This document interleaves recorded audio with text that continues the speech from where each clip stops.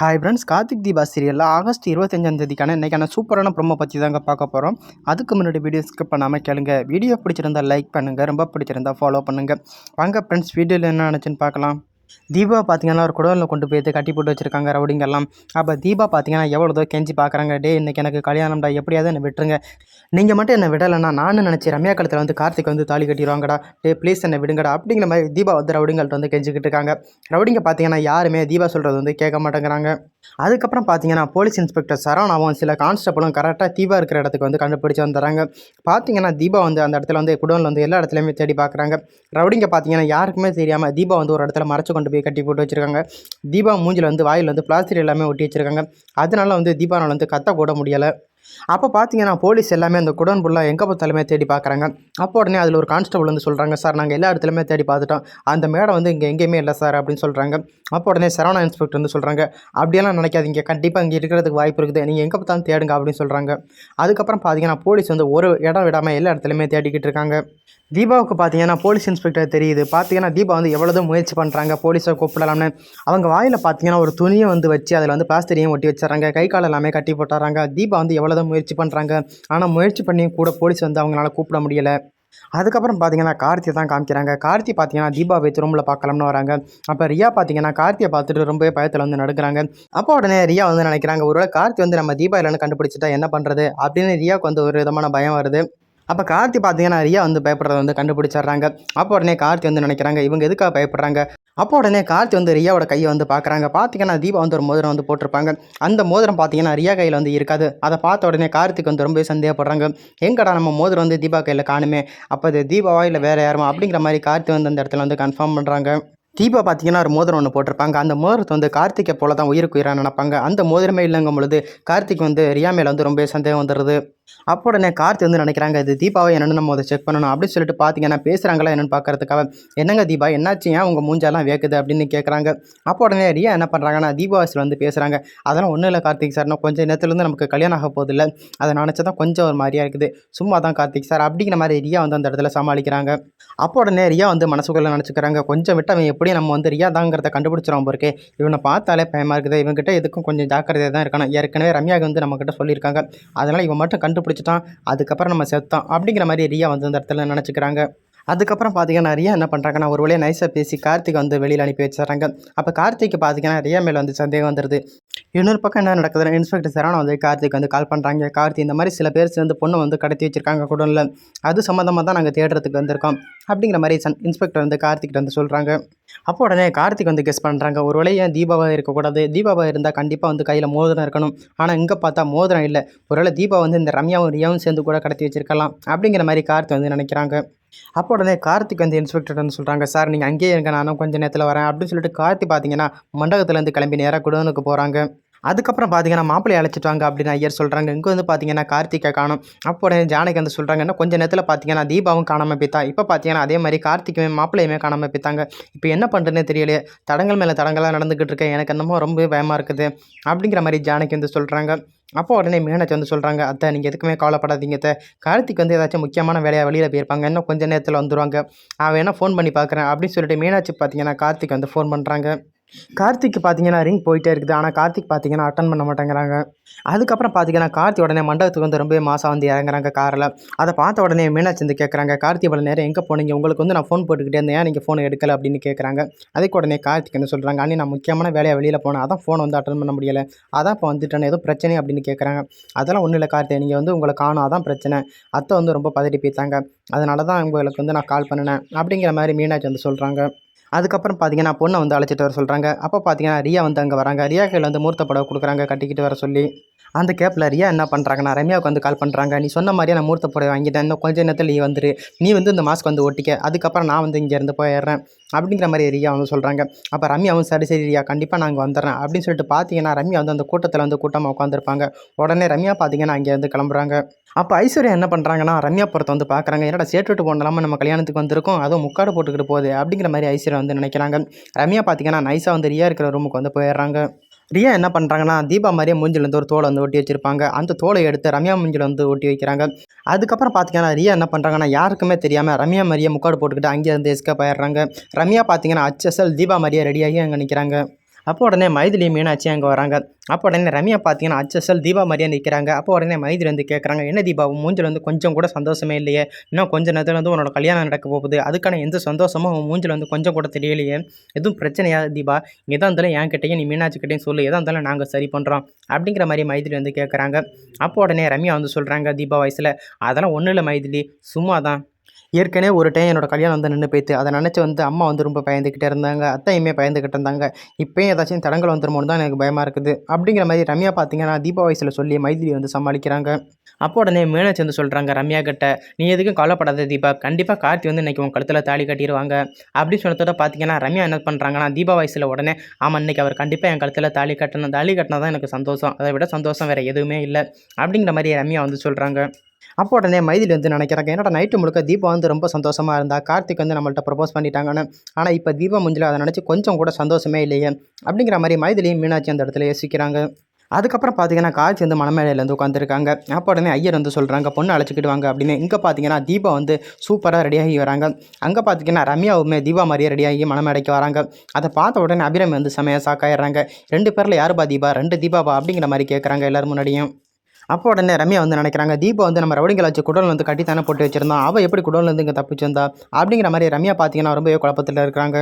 அதுக்கப்புறம் பார்த்தீங்கன்னா அபிராமி வந்து கேட்குறாங்க, 2 பேரில் யாருப்பா தீபா அப்படின்னு கேட்குறாங்க. அப்போ பார்த்தீங்கன்னா மீனாட்சி மைதிலியும் சொல்கிறாங்க, நாங்கள் தான் தீபா வந்து ரெடி பண்ணி இங்கேருந்து அழைச்சிக்கிட்டு வந்தோம், ஆனால் கண்டிப்பாக புதுசாக வந்திருக்கா தான் தீபா மாதிரி தெரியலை, அவள் தான் கண்டிப்பாக வேறு யாரோ தீபா மாதிரி மூஞ்சில் வந்து ஏதோ மாஸ்க் ஓடிக்கிட்டு வந்திருக்கா போருக்கு, அவளை செக் பண்ணனா உண்மை என்னென்னு தெரிஞ்சிடும் அப்படிங்கிற மாதிரி மைதிலி வந்து அந்த இடத்துல சொல்கிறாங்க. அப்போ உடனே ரம்யா என்ன பண்ணுறாங்கன்னா, அத்தை உண்மையிலேயே உங்கள் மருமக வந்து நான் தான் அத்தை, கண்டிப்பாக அவள் வந்து உங்கள் மருமகளாக இருக்க முடியாது, அவள் கண்டிப்பாக ரம்யாவாக இருக்கணும் இல்லைனா ரியாவாக இருக்கணும் அப்படிங்கிற மாதிரி ரம்யா வந்து அந்த இடத்துல சொல்கிறாங்க. அப்போ தீபா பார்த்தீங்கன்னா செம கோவத்தில் போய்த்து ரம்யா கண்ணத்திலேயே பலார் பலார்னு அறையிறாங்க. அப்போ பார்த்தீங்கன்னா எல்லாரும் முன்னாடியுமே ரம்யா மஞ்சள் வந்து ஒரு தோல் வந்து ஒட்டி வச்சிருப்பாங்க தீபா மாதிரியே. அந்த தோல் பார்த்தீங்கன்னா அங்கேயே கீழே விழுந்துருது. அதை பார்த்த உடனே மண்டபத்தில் இருக்கவங்க எல்லாருமே செமையாக ஷாக்காயிடுறாங்க. அப்போ உடனே அபிராம் வந்து கேட்குறாங்க, தீபா இங்கே என்னம்மா நடக்குது, எனக்கு ஒன்றுமே புரியலம்மா அப்படின்னு கேட்குறாங்க. அப்போ உடனே தீபா பார்த்தீங்கன்னா நடந்த எல்லா விஷயத்தையுமே வந்து அவங்க அத்தை கிட்டையும் எல்லாரும் முன்னாடியுமே அங்கே சொல்கிறாங்க. அது அந்த ரம்யாவும் ரியாவும் சேர்ந்து தான் என்னை கடத்தி கொண்டு போய் ஒரு குடோனில் வந்து வச்சுருந்தாங்க. கார்த்திக் சார் மட்டும் சரியான நேரத்துக்கு வந்து என்னை காப்பாற்றலைன்னா கண்டிப்பாக நான் வந்து இங்கே உயிரோடய வந்திருக்க முடியாது. இந்த ரியாவும் ரம்யாவும் சேர்ந்து தான் என்ன மாதிரியே ஒரு மாஸ்க் வந்து மூஞ்சில் வந்து ஒட்டிக்கிட்டு இந்த மண்டபத்துக்கு வந்திருக்காங்க, கார்த்திக் வந்து கல்யாணம் பண்ணணும்னு. இதுக்கு எல்லாத்துக்கும் முக்கிய காரணம் அந்த ரியா தான். அந்த ரியாவுமே இந்த மண்டபத்தில் தான் இருக்கிறாங்க அப்படிங்கிற மாதிரி தீபா வந்து சொல்கிறாங்க. அதை கேட்டுட்டு அருணாச்சலம் பார்த்தீங்கன்னா செம்மையாக டென்ஷன் ஆகுறாங்க. அப்போ உடனே கார்த்திக் வந்து சொல்கிறாங்க, அப்பா நான் எல்லா விஷயத்தையும் சொல்கிறேன்ப்பா, நடந்த விஷயத்தை எல்லாத்தையும். அங்கே வந்து தீபா வந்து ஒரு குடோனில் வந்து கட்டி போட்டு வச்சுருந்தாங்க, நான் அங்கே போய்த்து பார்த்தேன், அங்கே யாருமே இல்லைன்ட்டு நான் வந்துட்டேன். அப்போ பார்த்தீங்கன்னா கரெக்டான நேரத்தில் தீபா வந்து ஒரு பாக்ஸ் வந்து தட்டி விட்டாங்க. அது மூலியமாக தான் தீபா வந்து அங்கே கட்டி போட்டிருக்காங்கன்னு எனக்கு தெரிஞ்சிச்சு. அப்போ தான் தீபா வந்து உயிரோட என்னால் காப்பாற்ற முடிஞ்சிச்சு. நான் மட்டும் அங்கே போகலன்னா கண்டிப்பாக தீபா வந்து காப்பாற்ற முடிஞ்சிருக்காது. இந்த ரம்யாவும் ரியாவும் சேர்ந்து கண்டிப்பாக தீபா வந்து ஏதாச்சும் பண்ணி கொண்டு இருப்பாங்க. இந்த ரம்யாவையும் ரியாவையும் நம்ம சும்மா விடக்கூடாதுப்பா அப்படிங்கிற மாதிரி கார்த்திக் பார்த்தீங்கன்னா செம்ம கோவத்தில் இருக்காங்க.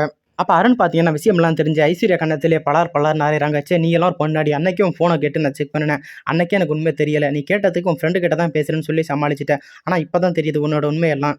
நீ இந்த குடும்பத்தில் இருந்துக்கிட்டு தீபா பழி வாங்குறதுக்காக அந்த ரம்யாவுக்கும் ரியாவுக்கும் நீ உதவி பண்ணிக்கிட்டு இருந்திருக்க, நீ எல்லாம் இனிமேல் இந்த வீட்டுக்குள்ளேயே இருக்கக்கூடாது, இப்போயே இந்த வீட்டை விட்டு வெளியில் போடி அப்படிங்கிற மாதிரி அருண் வந்து ரொம்ப கோவத்தோட ஐஸ்வர்யா கழுத்தை பிடிச்சே வெளியில் தள்ளுறாங்க.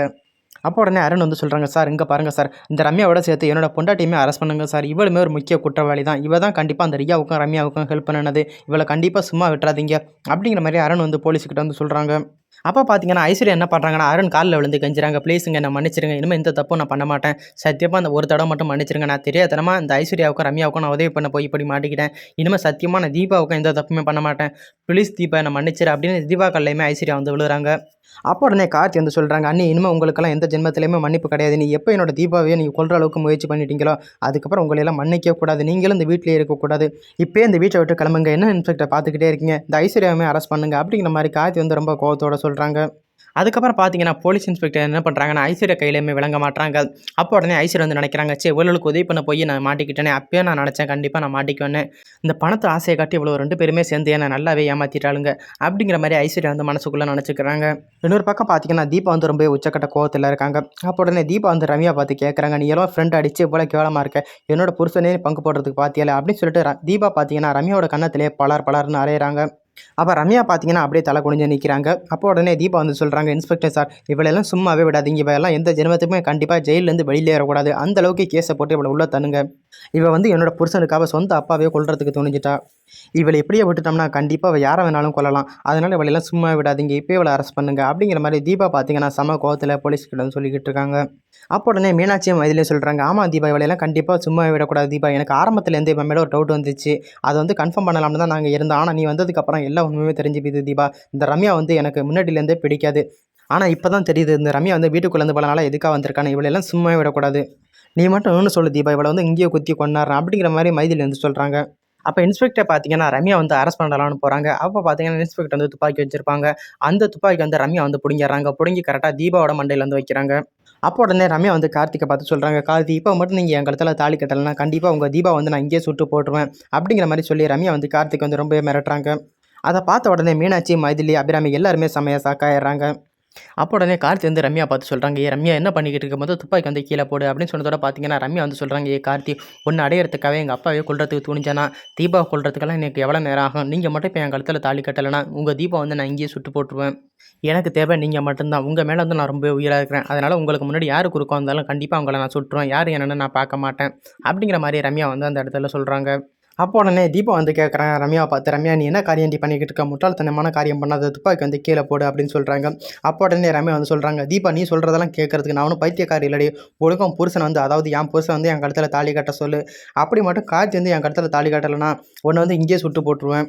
உனக்கே தெரியும் என்னை பற்றி, நான் வந்து ஏதாச்சும் ஒன்று நினச்சேன்னா கண்டிப்பாக வந்து அதை அடையாமல் விட மாட்டேன். அதுக்காக எந்த லெவலுக்கு வேணாலும் போவேன்.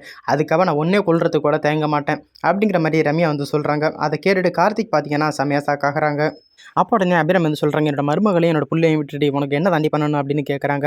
அப்போ உடனே ரம்யா வந்து சொல்கிறாங்க, அப்படி வாங்கத்த வழிக்கு இப்போ கண்டிப்பாக கார்த்திக் வந்து என் கழுத்தில் வந்து தாலி கட்டணும். அப்படி தாலி கட்டினா மட்டும் கண்டிப்பாக உங்கள் மருமகள், அதாவது உங்கள் தீபா வந்து நான் விட்டுருவேன். அப்படி தாலி கட்டலைன்னா உங்கள் தீபா வந்து நான் இங்கேயே சுட்டு போட்டுருவேன். அதுக்கப்புறம் உங்கள் தீபா வந்து நீங்கள் எந்த ஜென்மத்துக்குமே உயிரோட பார்க்க முடியாது. அப்போ உடனே கார்த்திக் வந்து சொல்கிறாங்க ரம்யா பார்த்து, சரி ரம்யா நீ சொல்கிறது எல்லாத்தையும் நான் கேட்டுக்கிறேன். கண்டிப்பாக நான் உங்கள் கழுத்தில் வந்து தாலி கட்டுறேன். எனக்கு வந்து என்னோட தீபா வந்து ரொம்ப முக்கியம். நீ என்னோட தீபா மட்டும் விட்டுரு. கண்டிப்பாக நான் உங்கள் கழுத்தில் வந்து இப்போயே தாலி கட்டுறேன் அப்படின்னு சொல்கிறாங்க. அதை கேட்ட உடனே பார்த்தீங்கன்னா ரம்யா வந்து செம ஹாப்பியாகிறாங்க.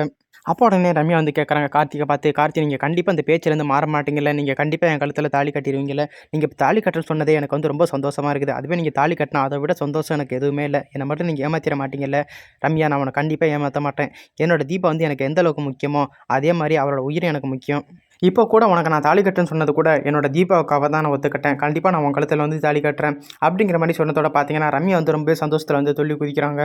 அப்போ தீபா உடனே சொல்கிறாங்க, என்ன கார்த்திக் சார் முட்டாள்தனமான காரியம் பண்ணுறீங்க. இவளோட பேச்செல்லாம் கேட்டுக்கிட்டு முட்டாள்தனமான காரியம்லாம் பண்ணாதீங்க. இவனால் கண்டிப்பாக என்ன வந்து எதுவுமே பண்ண முடியாது. தயவு செஞ்சு இவ கழுத்தில் வந்து தாலி கட்டிடாதீங்க அப்படிங்கிற மாதிரி தீபா வந்து கார்த்திக்கிட்ட சொல்கிறாங்க. அப்போ உடனே கார்த்திக் வந்து சொல்கிறாங்க, தீபா டே கொஞ்சம் நேரம் சும்மா இரு தீபா. கண்டிப்பாக உனக்காக மட்டும்தான் நான் தாலி கட்டுறேன். எனக்கு வேறு வழி தெரியல தீபா. கண்டிப்பாக ரம்யா கழுத்துலேருந்து தாலி கட்டினா மட்டும்தான் ரம்யா வந்து கண்டிப்பாக உன்னை உயிரோட விடுவா. அப்படி நான் தாலி கட்டலைன்னா ரம்யா வந்து கண்டிப்பாக உன்னை சுற்றுவா தீபா. எனக்கு உன்னோட உயிர் தான் வந்து முக்கியம்.